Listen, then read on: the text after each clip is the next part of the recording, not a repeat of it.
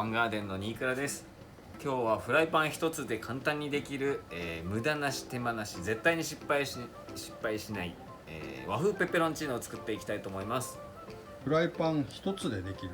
フライパン一つでできます。パスタですけど、どれだけ横着できるかが鍵となってますので、今回は、このパスタを作る時のポイントが5つあります。要所要所で出てきますのでチェックをお願いします。それでは作ってまいりましょう。はい、では今日使う食材です。セブンイレブンの回し物です。ペペロンチーノなので、オリーブオイルとパスタですね。と和風なのでこちら顆粒だしですね。かつおだし、これがポイントになってます。で和唐辛子と彩りのネギで、セブンイレブンでこれ美味しいですね。角煮と大根サラダ、今回はカット野菜もセブンイレブンで仕入れてきましたので、これで作っていきたいと思います。それでは作っていきたいと思います。まずフライパンですね。テフロン加工なのであまり熱しすぎると塗装が剥げてしまいますので、温めすぎないようにいきましょう。オリーブオイルですね。大さじ3杯、2人前作っていきたいと思います。これぐらいですかね。でニンニク大さじ2です。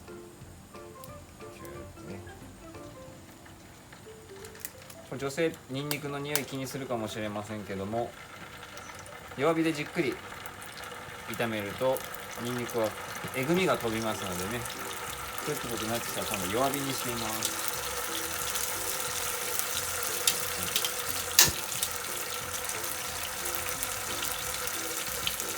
今輪切り唐辛子さりげなく入れましたね。輪切りの唐辛子を入れました。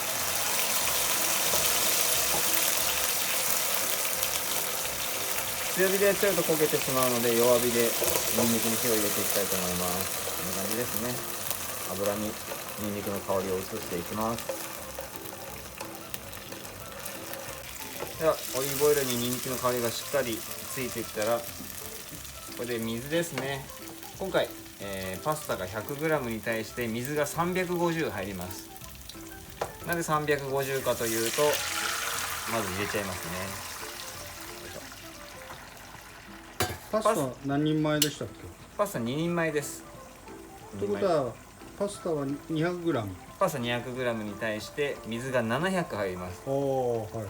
パスタ、一般的なパスタがだいたい 2.5 倍から 2.7 倍に膨れ上がりますので、100g に対して、270ぐらいが、適量な水なんですけれども、今回揮発する分と、ペペロンチーノですけどちょっとソースっぽく仕上げていきたいので、水が多めに入ってます。お湯が沸いたらパスタですね。2人前なので 200g 入れます。でパスタの豆知識です。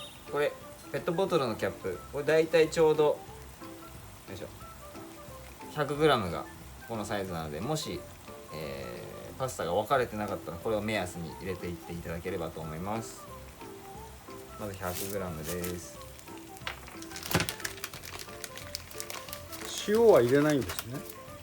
塩は入れません。なんでかっていうと、こちらがちょっと味がねしっかりついているので、塩分が入れなくても十分に味付くので今回は入れません。でこのパスタが8分茹でなので8分測っていきます。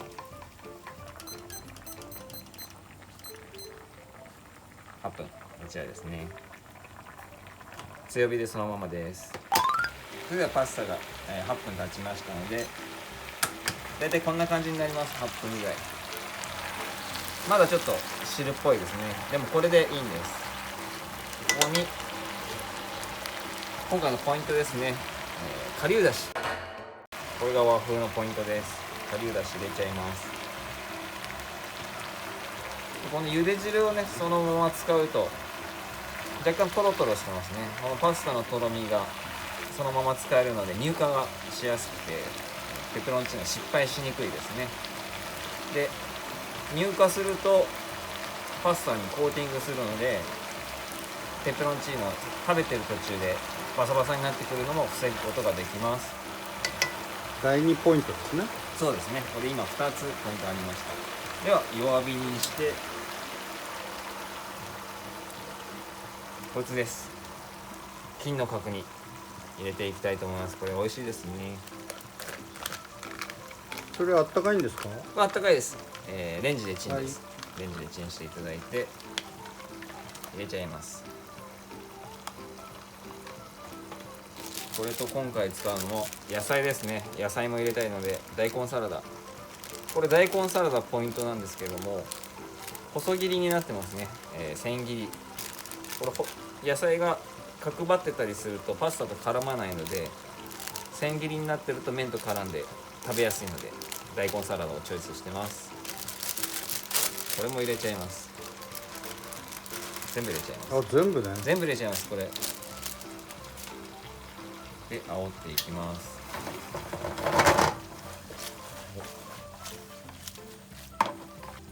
ボリュームがたっぷりですね。まだ汁っぽいですね。で乳化させていきます。大根いい感じですね。綺麗ですね、うん、緑も入ってで乳化する時のポイントなんですけれども、水分に対して同割りかちょっと少ないぐらいがオリーブオイルちょうどいいです。なのでちょっと溜めてみると分かりやすいかもしれないですね。これぐらいドレッシング想像していただければいいと思うんですけれども、結構ですね。結構入れます、でもオリーブオイル体にいいですし脂っこく感じません。ちゃんと乳化すると脂っこく感じないので煽っていきます。お家でやるとき、煽ると大変かもしれないので優しく混ぜてみます。これで意外に乳化していくんですね。とろみがついてきました。これなら、コックさんじゃない方でもお家でもできますね。優しく混ぜるとよっちょっととろーってなってきましたね。で沸いてると乳化しないので火を止めて、ないしは火を弱火にしていただいてね、こうすると乳化していきます。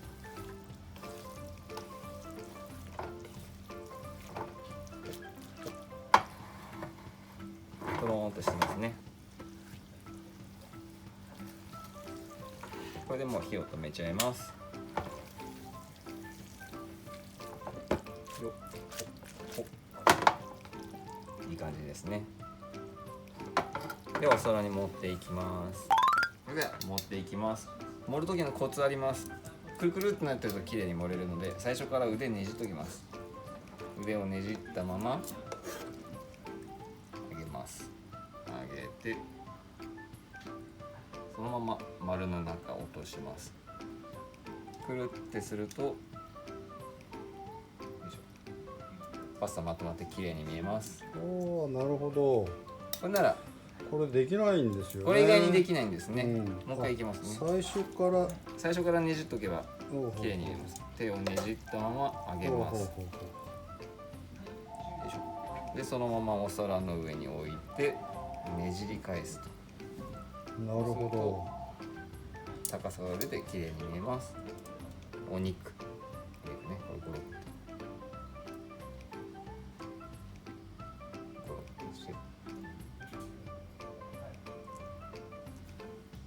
と意外にソースないなと思いますけど、これしっかり全部入れます。そうするとちゃんと麺にコーティングして冷めにくいですね。で食べてる時も飽きないです。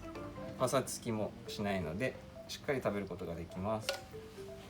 で最後彩りです。万能ネギ、これあると綺麗ですね。パラパラと。今回のパスタのポイントですね。復習です。1、パスタの分量の約 3.5 倍の水分で茹でる。2個目ですね。茹で汁をそのまま使うととろみが使えるので乳化しやすくて失敗しません。3、乳化することで麺をコーティングします。で麺を冷めにくくしてパサつかせない。これが3つ目ですね。で4、ソースをイメージするぐらい思ったより仕上がりの水分は多くて大丈夫です。で5、日本はだしの文化なのでコンソメの代わりに顆粒だし、かつおだしで代用します。これで、フライパン一つでできる無駄なし手間なしの絶対失敗しない、和風ペペロンチーノの完成です。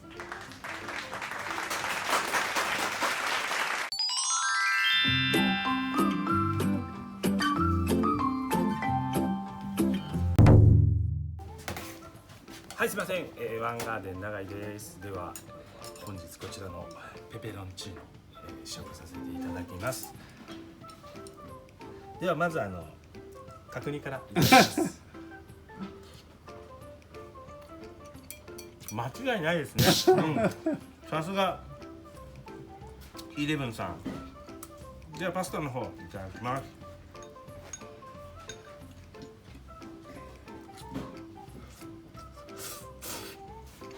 塩分もちょうどよくて、やっぱこの乳化されててすごいスルッと入ってって、しかも先ほど作ったんでちょっと時間経ってますけど冷めてないですね。本当に美味しくいただきますね。塩ね、麺茹でるのに塩入れないっていうのがね。でこちらと、角煮だけの単体だとあれなんでね、こういったパスタと一緒に食べて、これが本来ベーコンとかの代わりだと思うんでね、角煮は。サラダの大根サラダの食感はどうですか？そうですね、やっぱ火が入った分食感はなくなりましたけども、このパスタにやっぱり絡んでくる、いい具合に絡んで美味しいですね。はい、別々にサラダ食べなくていいから。そうですね、お皿も一つで洗うのも一つで全然面倒くさくないよね。そうですね、お皿も一つで洗うのも一つで、皆さんもぜひこういった一手間簡単でねできるパスタを一度作ってみてはいかがでしょうか。大変美味しくいただきました。あとはこちらスタッフさんが全部いただくんでご心配なく。ではまたさよなら。